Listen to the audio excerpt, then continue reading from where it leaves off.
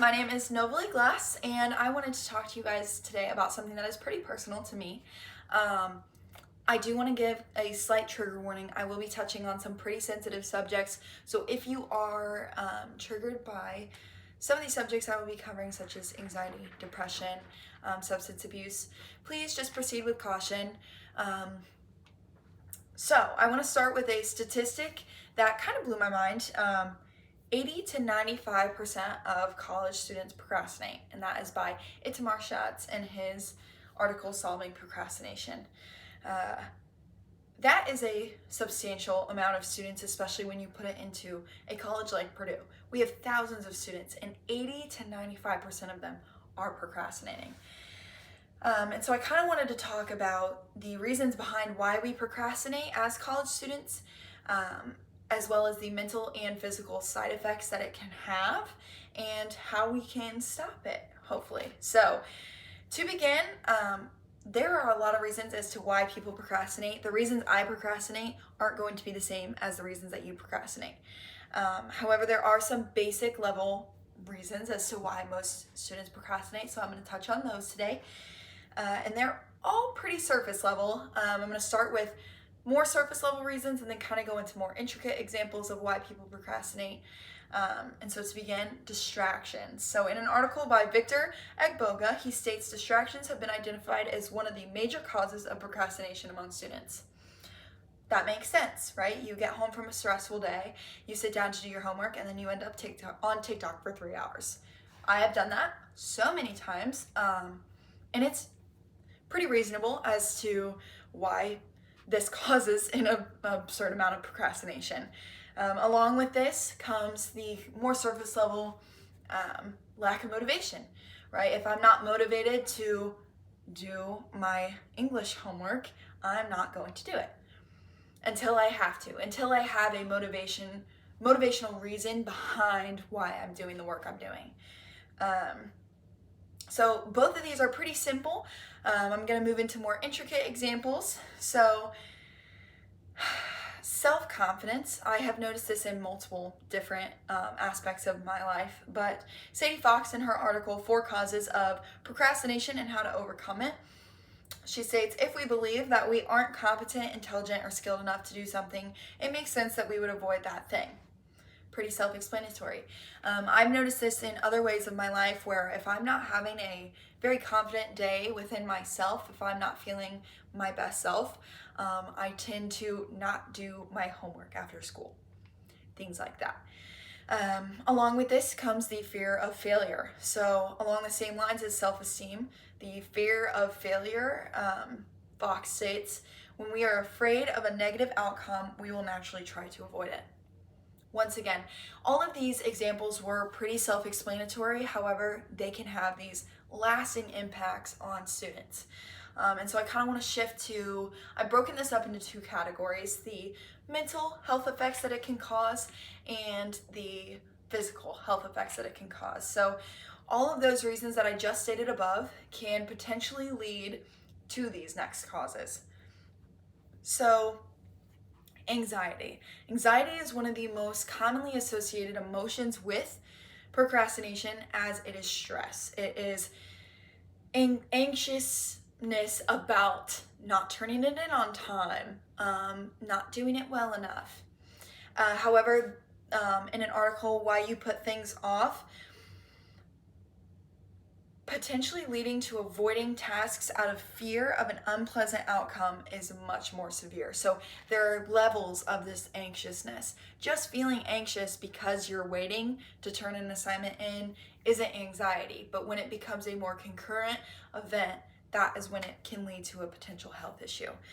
Along with this is depression. So many college students begin to struggle with depression because of procrastination, lack of motivation, they're not sleeping enough, low self-confidence. There are a lot of reasons that it can lead to that. The problem with depression is that it is almost like a feedback loop. So you're already feeling depressive, and now you're not motivated to do your homework, leading to more feelings of depression. So these can be pretty detrimental. And along with these come the physical downfalls. So self-regulation is a big problem.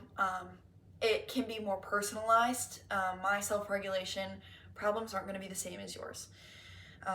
So oftentimes with procrastination, in the article, Why You Put Things Off, students will choose short-term rewards as a distraction from the task at hand.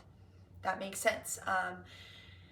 So it can be a slippery slope, as self-regulation is a rather broad term. Like I said, mine isn't going to be the same as yours. A lot of students struggle with alcohol abuse, as well as drug abuse, because they are trying to distract themselves from this stress. Along with this, just overall, is unhealthy lifestyle choices. So we talked about depression and how it leads to poor sleep. Students, when they procrastinate, can start to make unhealthy lifestyle choices, such as not drinking enough water, getting poor sleep quality, not being active enough during the day. There are a lot of reasons as to why students from this stress then start to impact their lives in other forms. So it's a pretty slippery slope for all of these. They all cause this procrastination, which procrastination then causes these. So it's something that needs to be fixed, especially when 80 to 95% of college students are experiencing it. So 3 ways to actually help procrastination. There are a lot of different ways that might work for you to help this. These are just some of the ways that I have noticed help me. So the first 2 points I'm going to make are from Yuki Terada's article, 3 Reasons Students Procrastinate and How to Help Them Stop. So deadlines, evenly spaced deadlines. This is one of the most common ways that professors will organize their classes. This is the class we're in now. We have homework due Monday, Wednesday, Friday. So evenly spaced deadlines. We know when everything is due. Some professors will make a deadline at the very end of the semester for all the work. This can lead to so much procrastination to an unhealthy level. So this, however, still requires a lot of self-control. So for this, I recommend creating a set routine for yourself. So if I know that I have a homework assignment due Thursday at 11:59, I will set myself up for success by creating a day during my week that I can do that before Thursday. So on Monday, I sit down and do that homework assignment every day at the same time, because now I have all of the extra time before it's actually due to breathe, to be less stressed out. So to kind of go along with this is the mindfulness of how long your work is actually going to take. There have been times where I have sat down and I am like, okay, it's going to take me 10 minutes, and then it takes me 2 hours. So now I'm stressed because it took me way longer and I'm not going to have it in on time.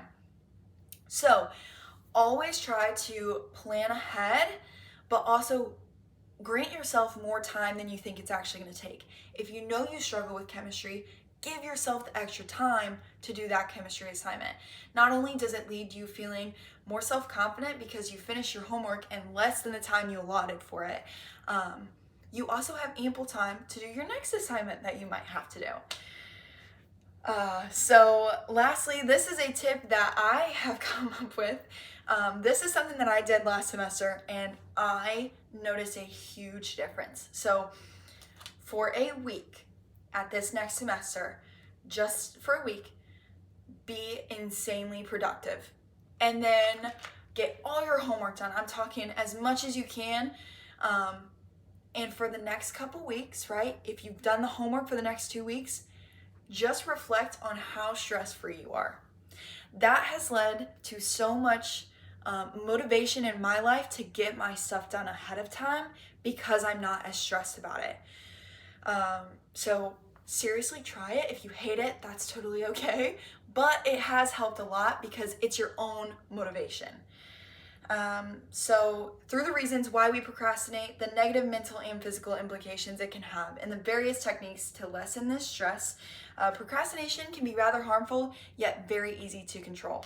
So I wanted to kind of go on there and give you guys some advice, and I hope you guys have a great semester. Thank you guys all for listening.